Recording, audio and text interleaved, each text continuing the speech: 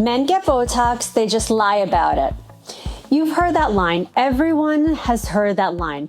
There's a whole cultural cartoon behind it. The guy sneaking in at 7 a.m. with the fake name at the front desk. The husband telling everyone he just started sleeping better. Botox, whispered like it's this ultimate scandal. So I named this episode after that line for a reason, because I want to take it apart. Here is a confession from inside the industry, and I want you to sit with it because it took me a little while to admit it to myself. My best patients are men. Not some of my best, not a surprising minority. My truly best patients. The ones who are most consistent, the most focused, the most realistic, the ones who show up on schedule, follow the plan, get the best long-term results. And here's the part that breaks the stereotype completely. The most transparent. The men in my practice don't lie about their treatments. They tell their golf group. They refer their brothers-in-laws. I have male patients who talk about their Botox the way that they talk about their trainer. Openly, practically, zero drama. But do you know who whispers? You know who says, I've just been drinking more water, or who sits in my chair and asks me to make it so undetectable that their own sister won't know? It's not the men. So today I'm going to tell you about my male patients, what they get done, how they think, and why they consistently outperform everyone else in my practice. And ladies, I love you. You know I love you. But this episode is going to be a little embarrassing for us because while we've been chasing younger and flawless skin, panic booking before weddings, and studying our own pores in magnifying mirrors, the men quietly figured out how to do this correctly. They're beating us at our own game. I'm Dr. Carol Eisenstat. I'm a board-certified physician. I run a medical aesthetics practice, and this is the Line Eraser podcast. Let's talk about the men, and let's talk about ourselves. So let me introduce you to the male patients in my practice. Composite sketches, obviously, but every one of these men exists. And if you're one of my patients listening, no, it's not you. It's definitely not you. There's the one who thinks of themselves as, or rather I think of them as the auditor. First consultation, he comes in with questions, written down. What's the mechanism? How long does it last? What happens if we do nothing? What does year 5 look like versus year 1? Nobody has ever asked me what year 5 looks like. Women just ask me what next Friday looks like. This man is asking about 5 years from now. Then there's the referrer. He came in for his 11s, the angry lines that are between the brows, because his daughter told him that he looked mad in every photo that she took of him. He loved the result, and then instead of hiding it, he told his entire group. And directly, I got Botox. It took 15 minutes. Ask for Dr. Carol. 3 of those men are now my patients. My male patients arrive oftentimes in clusters, like a referral program that I never had to build. Then there's the protocol guy. Botox every 3 to 4 months, on schedule, before the lines ever re-etch, microneedling in a very proper series because he read that collagen remodeling takes months and he wants the compounding result. Laser that's booked out for the winter because I mentioned once and just once that it's the smart season to do it. And he built it into his calendar like a fiscal quarter. He refers to all this unprompted as if it's his protocol. And then there's my favorite genre of male patient, the convert. Walked in skeptical, arms crossed. I don't want any of that fake stuff. Then I started to explain biofiller easy gel that we make it from the patient's own blood, his own blood, drawn, processed, used to restore volume and stimulate his own collagen, nothing synthetic. And I watched him transform in real life from a skeptic into a biohacker. Suddenly it's not a cosmetic procedure. It's just optimization. This is the man who now explains plate biology at dinner parties. His wife has to physically change the topic of conversation. So here's what all these men have in common, and this is the headline of this whole episode. They are not trying to look younger. Not one of them has ever used the word flawless. Not one of them has handed me a filtered photo of himself and asked me to build it. Not one of them has ever pointed at a celebrity. They say things like, people keep asking if I'm mad, and I'm not mad. They'll say, I look exhausted in every photo and I don't feel tired. I feel great. They say, I don't want to look different. I want to look like I'm just doing well. Angry and tired. That's what men want fixed. Not old, not imperfect, just angry and tired. And they want a schedule, a budget, and results that nobody can detect. That's the whole brief. It is, and I say this with complete professional honesty, the correct brief. It's the brief I wish everyone brought me. So, what's on the male menu? Because it's much bigger than the frozen forehead cartoon. If there's a man in your life you've been meaning to nudge through my door, consider this the catalog. Botox is usually the entry point. The 11s, the forehead, sometimes around the eyes. Men have genuinely stronger muscles in these areas, so the dosing tends to run higher. And the goal is different. It's not lifted, it's not arched, it's not refreshed, just not angry. A man's brow needs to stay low and flat and masculine. The win condition is nothing happened here. The jawline. Men care enormously about the lower face. The jawline, chin, neck, when it softens, they notice, even if they can't name it to me, they'll say, I don't know, I just look less here. And that's the word that I hear. Structural filler on a male face, sharper angles, more restraint, is some of the most satisfying work that I do. Then there's biofiller, Easy Gel, which has gained popularity in social media and in our pop culture. And as I mentioned, it's where skeptical men become evangelists, because a treatment made from your own blood doesn't register as cosmetic. It registers as training. Microneedling is the same psychology. Explain that we're creating these controlled micro injuries so the skin is forced to rebuild itself, and every man understands. That's progressive overload. That's the gym for your face. And lasers, where men get some of the most dramatic results in my practice, because most of them arrive with 30 years of sun damage and a skincare literally consisting of a bar of soap and just some hope. When you resurface skin that has never once been maintained, the before and after is spectacular. There was really nowhere to go but up from here. Plus the quiet medical doors. So Botox for excessive sweating, it changes lives, and it's the single most common gateway treatment for men. He comes in for sweating, it's medical, it's practical, and then 3 visits later, so while I'm here. And then there's the biggest door of all right now, perhaps, which is weight loss, the GLP-1s, medical weight loss programs. Men have taken this category like it was designed for them, really. Like it was designed in a way because it's the most male brain treatment in medicine. There's a number. The number goes down. There's a weekly protocol.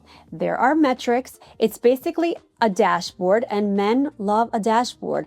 I have male patients who track their GLP-1 progress with the same spreadsheet energy that they bring to their fantasy league. And I mean that as a genuine compliment.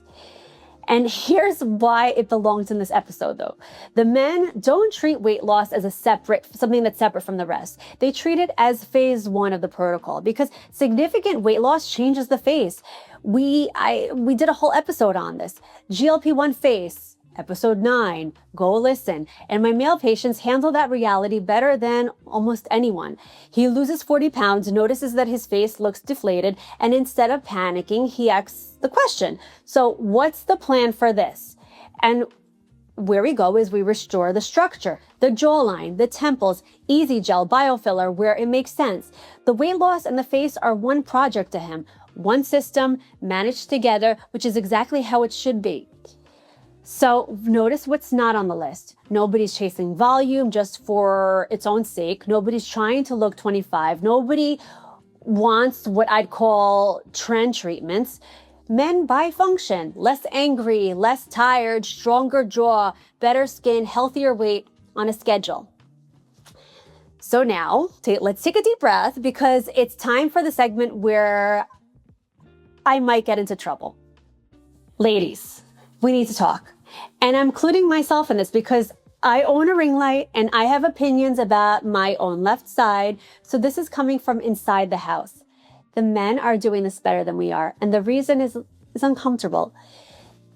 They're doing it better because they want less. Think about what I just described. The male brief is don't look angry, don't look tired, keep it undetectable, put it on a schedule. That's it. That's the whole ambition. And that modest, boring, unglamorous brief produces the best outcomes in aesthetic medicine. It's consistent maintenance, conservative dosing, natural results that compound for years. My male patients in year 5 look better than they did in year 1, and nobody around them can explain why. Now, the brief I get from women, and it's not all women, but you know exactly the consultation I'm describing because you've either had it or you've heard it. Flawless, poreless, fix a face that isn't broken, look at like a photo and the photo is totally filtered and the filter is a person who doesn't even exist. Erase every line by Friday because there's an event and the event has a camera. One of these briefs is a medical plan. The other is just a hostage negotiation with a mirror. And here's the part that actually stings. It's not the women who are worse patients. Women are spectacular patients when the goal is sane. It's that women have been handed an insane goal, younger and flawless forever, on a deadline. An entire industry, an entire culture, a whole app economy has spent decades telling women that the target is perfection, and perfection has no maintenance schedule. Perfection is panic. It books 10 days before the wedding, overspends, overcorrects, disappears for 16 months, and comes back in another panic. Nobody ever told men the target was perfection. Nobody marketed to them at all. So they defaulted to the way that they maintain everything else that they own. Their car, the 401k, the golf swing. They picked a functional goal, built a schedule, and just started compounding. The men are dollar cost averaging. We're day trading, and every single one of you knows which strategy wins. So yes, it's a little embarrassing. The man who washed his face with dish soap until March now has a smarter aesthetic strategy than women who've studied this stuff for 20 years. He's more consistent. He's more patient, more realistic, and the twist nobody expects, more honest about it. He'll tell his friends exactly what he had done. Meanwhile, the whispering, the I'm just well rested or I'm just well hydrated, the treatments hidden from best friends, that's largely ours. We covered this in the previous episode, and I can tell what you've had done. So can your friends. The secrecy isn't fooling anyone, and the men figured out it was never even worth the effort. So embarrassment is only useful if you do something with it. I suggest to steal the playbook. Here's what taking after men actually looks like in practice. 4 moves. Move 1, change the goal. Retire younger and flawless and replace them with male targets. Less tired, less angry, still me. I'm asking you to notice that the men picked a goal that's achievable, affordable, and sustainable, and the results are better because of it. The most beautiful outcomes in my practice belong to patients trying to look like themselves just on a good day. Not one of them is trying to look perfect. Move 2. Ask the man's question. Walk into your next consultation, no event on the calendar, no deadline, and say 5 words that my best patients say. What's the maintenance schedule like? That question changes everything downstream. It turns transaction into a plan. It's the single best question anyone can ask in my office. And right now, the men who are asking it way more than women. Your face is not a wedding venue. So my suggestion is for us to stop managing like it is a venue. Move 3, think in years. Small, consistent, preventative treatments beat dramatic corrective ones every single time. Botox before the lines etching, not after. Collagen stimulation while you still have collagen to stimulate. The men call it a protocol. Your doctor calls it correct. Book the year, not the event. Move 4, and this one might be the hardest one. Try the transparency. You don't owe anyone a disclosure. That's a previous episode, episode 10, and I stand by it. But notice what the men get out of being open. There's no stress, no story to maintain, and their friends get a trusted referral instead of a mystery. The whisper economy women have built around this stuff serves the shame, doesn't serve us.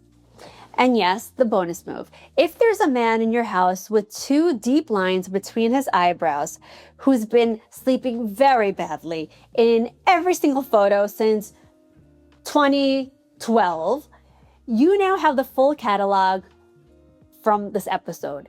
Don't sell him a treatment that threatens him. Sell him a system. There's a version of this 401k thing for your face. Go take the meeting. He takes meetings. Or skip the speech entirely and just send him this episode. It's cheaper than a gift certificate and it won't start a fight in the car, okay? So men, get the Botox. They lie about it. That's the line that I named this episode after. And now you know why, because it's a great line and it's in my practice, it's wrong on both ends. It's the men who get much more than Botox and they're not lying. The men walked into this industry with no instructions, no marketing, no script, and accidentally built the healthiest relationship with aesthetic medicine I've ever seen. Modest goals, long-term horizons, total honesty, boring, disciplined, compounding medicine. And it works. It's a little embarrassing how well it works. We got handed the opposite: impossible goals, event deadlines, and a whisper culture. And we've been working so much harder than the men for worse results while keeping it all a secret. So here's a takeaway. And it's simple. The most sophisticated aesthetic patients in my practice are the ones with the least sophisticated wish list. Less angry, less tired, still me, on a schedule. Take it, steal it, all of it, the goal, the question, the calendar, even the honesty if you're feeling brave. Because the future of this field isn't flawless, it's maintained. I'm Dr. Carol Eisenstat, this is the Line Eraser. And gentlemen, welcome to the show. Statistically, your wife sent you this. She was right, by the way. You do look mad in the photos.